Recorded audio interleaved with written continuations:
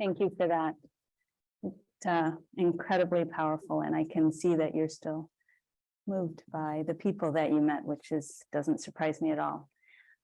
I want to try to take us to where this began for the two of you. So in my mind's eye, I sort of see Azmat sending you an email, Luke, going, "Hi, I'm Azmat Khan. I'm a freelance reporter, and I want to dig into the most impenetrable and powerful institution on the planet and show how this war that they say isn't killing civilians is actually killing a lot of them. And will you publish it?" And you say, Sure, absolutely, of course. it can't have been that easy. I mean, so talk about, talk about the real deal. How did you guys meet, decide to work together, decide that this story was gettable and that Azmat was the reporter who could do it?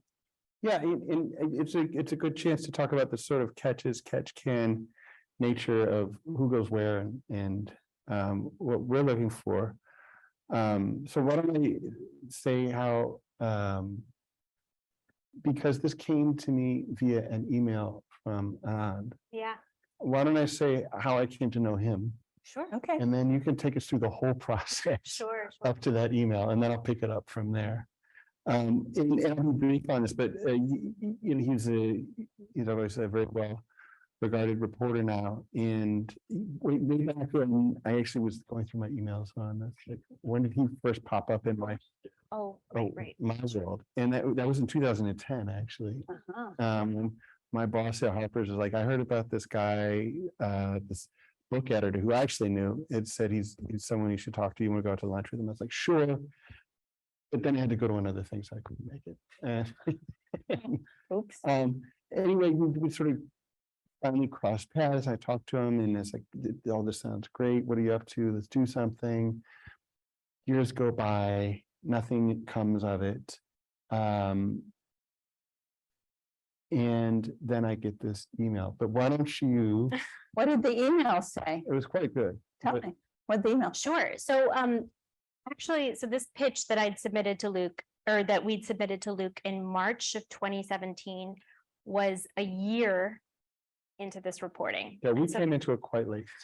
Okay. And this is because nobody wanted it in the beginning. Had you pitched it to other places? Yes. Okay. Can you talk about that? Yes, I pitched. I'm going to be very sad about this answer, but go ahead. I think the first place I pitched it was ProPublica. Yeah. And I brought it to like a great editor I knew there, and she was excited about it, but she was really upfront, like, "We can't support you in a war zone. If you take it to an institution that we'll be happy to partner with you on this." And I just thought, why would I want to deal with like multiple editors and Right. institutions and Smart outlets? thinking. But like, keep in mind, in 2016, this was not like the sexy story. Like, editors were willing to pay like $6 a word for stories about ancient artifacts and looting in Syria, but the understanding of the true civilian death toll was not well known. Like, nobody had really cracked it. There were a few isolated stories about civilian casualties. And so, in the beginning, before I'd gone and I didn't have the results to really show, like, this is what we're seeing, the percentage of them, I was writing up these pitches and taking them places, and it was really hard to get commissioned. And then we did. And that was part of like even the teaming up with Anand was just like, oh, he's this like literary wonder boy. I'm like this investigative reporter. Who could say no to us? Everyone. There were many. How'd you get to yes with? Well, so then we took it to Matter, which is a publication that was like, yes, we're down to do this reporting. We're down to pay for the expenses. And I think I was like out in the field in Iraq when I get this email being like, we're shutting down. And at that point, like, the reporting had progressed a lot. And, it was kind of just making sure that we had something for a magazine, like making sure the narrative of Basim was really sound, like the reporting had triggered a payment offer. And so we sort of wrote up this lead that is very similar to the Uncounted's first lead, and like spelled out a few things in that first pitch for Luke, not the very first pitch I'd ever written for this, unfortunately, but it was here's this person, we're going to take you through his story. Here's this broader investigation. I think at that point I'd fully sampled Kayara, but not the other two areas. It was like around 50 airstrikes at the time. You know, I'm getting access to this airbase, and there's a payment offer that's going to be made, and we're going to tell the story of what happens to this man in this broader investigation. And then we also saw a few other things, like we both had hostile environment training. Here's our bios, here's what our anticipated budget is. And we can, you know, in fact, let me actually push this forward so you can see That'd this. be great. You can, nope, I left it up there. Oh. But you can see on this webpage, I have like a whole investigative pitch that you can, basically a breakdown of how do you pitch, what should that look like, how do you find a story on my website, and that can get into greater detail about like what you should probably have, how you think about an idea. But I want Luke to speak to that Yeah. too, but were you going to show your pitch? I don't think You I don't have have it that on the one? slide, but Okay. I can pull it Okay. up if it's. That's if it's okay. needed. Okay. So you get Yeah, so, this sort of so I get the superhuman pitch. reporting pitch. And I actually have it on my phone, so I can read some of it in a minute, but I want to talk to you about pitching Yeah, for just a thank you. second. Yeah. Because I assume that's why a lot of you go to these things. And so the pitching is just a horrible process. And like, honestly, your description of a good pitch is the only time I've ever heard anyone describe a pitch that would actually be useful for like selling a story. And we'll talk about what makes this story great and what we can learn from it about what could make other stories great. But just to say, every institution has its own processes for getting a pitch through whatever is a series of meetings or into a particular packet, but getting from no answer to some kind of answer. And at the magazine, at the Times Magazine, the process is particularly cumbersome and time-consuming, confusing. And generally speaking, you write a pitch to a story editor. The story editor maybe likes it, or maybe can give you some advice on how to improve it. If the story editor does like it, we send it up to now, which is a little different than it used to be because we've made it a little more sensible, to someone who organizes them all into a pitch packet, and then they have a pitch meeting every week, and you go in and defend the pitch. And so the pitch is really a script for an editor to defend the pitch in a meeting with an editor-in-chief who's maybe kind of busy. And so usually I get a pitch with a sort of a sinking feeling that even if I want the story, it's going to be a giant pain in the ass. Someone's going to get mad at me. Someone's going to ask an awkward question. At some point, I'm going to feel ashamed of working for the New York Times. And so I generally don't have a good feeling as I'm reading them. And this was actually quite a good pitch. It was a very good pitch. And, Only had a year. and so here, I should I read this thing? Yeah. Like, Yeah, go for all right. By the way, this is a side thing. Keep your email. Always keep your email. I've got 20 years of email. It's my resource. Oh, this is the Civilian Casualty Files pitch. Yeah. Oh, okay, Yeah. that's a good one. I I mean, don't know. Sorry, no, this is the uncounted one. uncounted pitch. Yeah. This is from everyone. I hope you're doing well. I'm ready from Iraq. I've been working on a story with Azmat Khan, a brilliant investigative journalist. Most recently behind an award-winning investigation on Afghanistan. We're slated to do this for Matter Studios, which we chose because we're hoping to include a strong multimedia component. However, Matter suddenly folded. This is useful because it's speaking in a highly professional context. He's like understanding what we're trying to understand and articulating it quite well. So we're now looking to place the story. I think the magazine would be a perfect home with the pitches below. The story has a strong narrative thread as well as a serious investigative heft. And it's also a real opportunity to include interactive multimedia that can really augment storytelling. Thanks so much. And it's fascinating with the stuff about multimedia, which now seems like corny. At the time, people were very excited about multimedia. So the pitch basically begins with the lead of the young. So what was it? That Azmat's an investigative reporter, award-winning, Anand, Yeah, and, this. okay, Late one evening in September 2015, Bassem Razo turned off the television, went upstairs to the bedroom and settled in next to his wife, Mayada, to sleep. It was 1 a.m. Not long after, the room exploded. It was the lights flickered wildly, pounds of concrete fell around him. The roof had caved in. He could see the night sky, the stars over Mosul. By the time he was brought to the hospital, he'd learned that it had been an American airstrike and that Mayada and his daughter Tuka were dead. Second airstrike had crushed the house next door, killing his brother and his family. Bassem desperately needed surgery, but Mosul was under ISIS control. Healthcare had crumbled under the caliphate. So he made a daring escape through ISIS-controlled Syria to Turkey and then Baghdad. Since then, Bassem had been, this is a pitch. Since then, Bassem had been living in Iraq's capital, struggling to cope. A month after the attack, he wrote on Facebook, my daughter, words can't express what's inside me. The pen can't dry my tears. God rest your soul, my baby. He's also been trying in vain for justice from the U.S. government. In the 1980s, Bassem and Mayada lived in Ypsilanti, Michigan, where she sold beauty products as an Avon lady. His extended family still live in the U.S. Some of his close friends, such as a sociology professor at Penn State, are Americans. Yet for more than a year, the U.S. refused recitation or even official acknowledgement.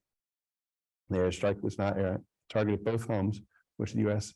called Centers of Vehicle-Borne IED Network in a video it released after the strike. And to this day, Bassem does not know why. Now, there's a lot going on in this. I want to actually, it's probably worth getting through this whole thing.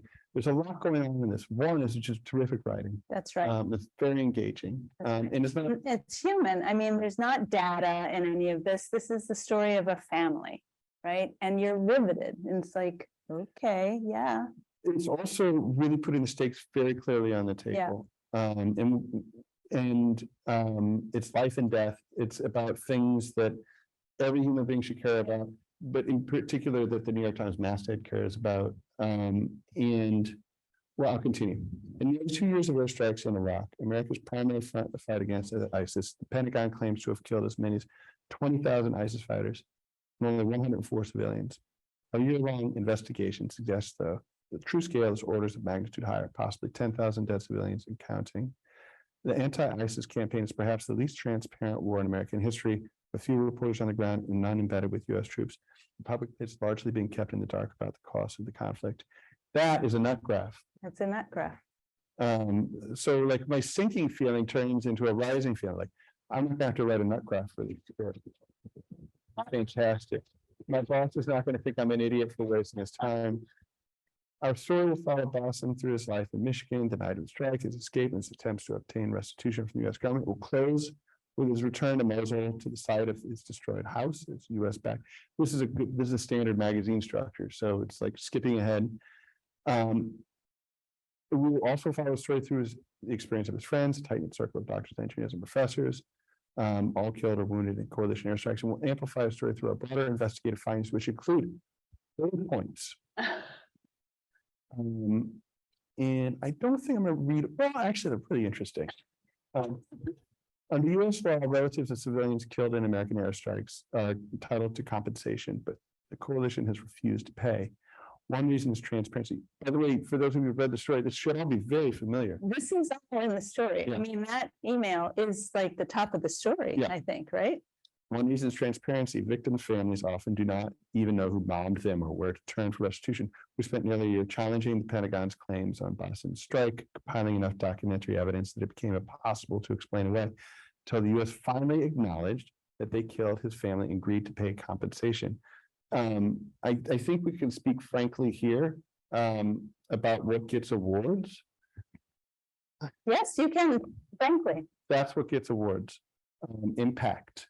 Right. Impact. Right, impact. Can I ask you about that? So this clearly demonstrates they had been working a while on this. Yeah. Like they had findings, they had, been sort of scavenging through different strike zones. So they had numbers, or at least what they estimated to be numbers. I always thought a magazine wanted to get in early on a story so that you all could be a part of the reporting and get in early so that you could have some directing of the reporting. It sounds to me that in fact, at least in this case, and tell me the answer, but it's useful to wait until you've got the story pretty much mapped out.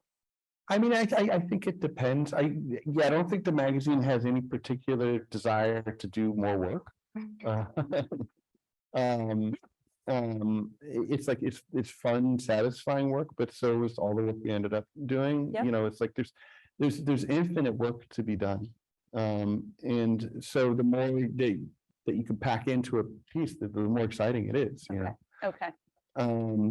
Let's see. The final bullet point is we've discovered that 2 leading causes of civilian casualties are outdated intelligence and increasingly relaxed rules of investigation. We have documented cases.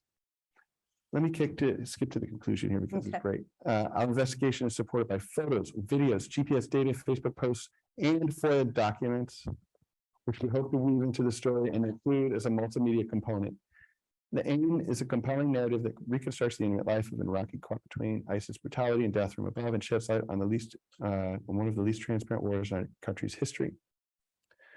So the overall lessons that you want people to take from that, Luke, is that what? The more sort of work that you can sort of show, don't come with an idea that's not all the way, not fully formed yet. Don't come so early in the reporting that you don't know exactly what your story is going to show. I don't know. Yeah, well, I'll read my top cover letter to this, but just to address that. Yeah. It depends. If you have a really great idea and an argument for why you're the person to do it, there's no reason not to talk to an editor about it. There's a lot of different ways to come at these things. There's so much to talk about with Azmat, but like one of the things that's remarkable about Azmat's work is that she does so much of it, and it's astounding, and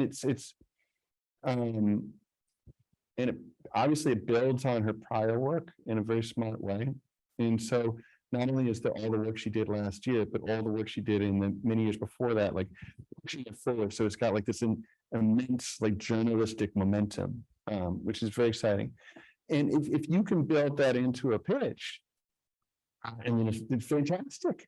But it's not the only way forward. And I don't want to say to like a young, journalism grad student, like, well, unless you've got, a couple of years of reporting into a project, I don't want to hear about it.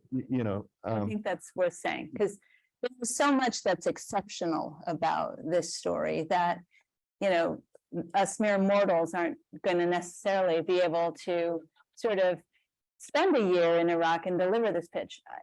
I'm not sort of suggesting any of you are mere mortals. I'm speaking for myself. But I do think that, pointing out that there are many exceptional parts to this. You had this relationship with her and with Anand, so you knew when you were getting this email who they were. That helps, right? Yeah.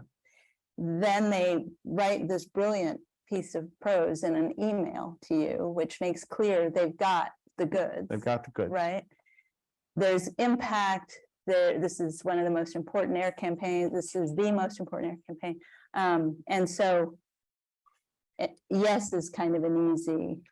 Well, here's what I said. I said that they reminded them that we've been talking on about some other stuff, and that Azmat seems like someone we really ought to be doing business with. And I said, this seems like the way to get it going. And so the pitch below lays it all out, but here's one especially astounding bit of reporting. And I just quoted this from the pitch. The coalition states it has killed 2 civilians in 2 years of airstrikes, but we visited the site of every airstrike in just one town in Iraq, interviewing hundreds of family residents, witnesses, and local authorities have found that 37 strikes had in fact killed 39 civilians in the same period. ISIS killed 18 civilians. I mean, you can't read that sentence and not want to sign up that story. Right. And by the way, there's a subtle thing, and that's not the point of why this is so powerful, but understanding that you can have a very serious description of the facts that still deploys irony is sophisticated journalistic work. So I sent that as soon as I got it. Okay. And we signed it up the next day. The next day, The next day. that doesn't happen. Yeah, they pushed it in, they push it into a meeting that we happen to be having the next day, and yeah,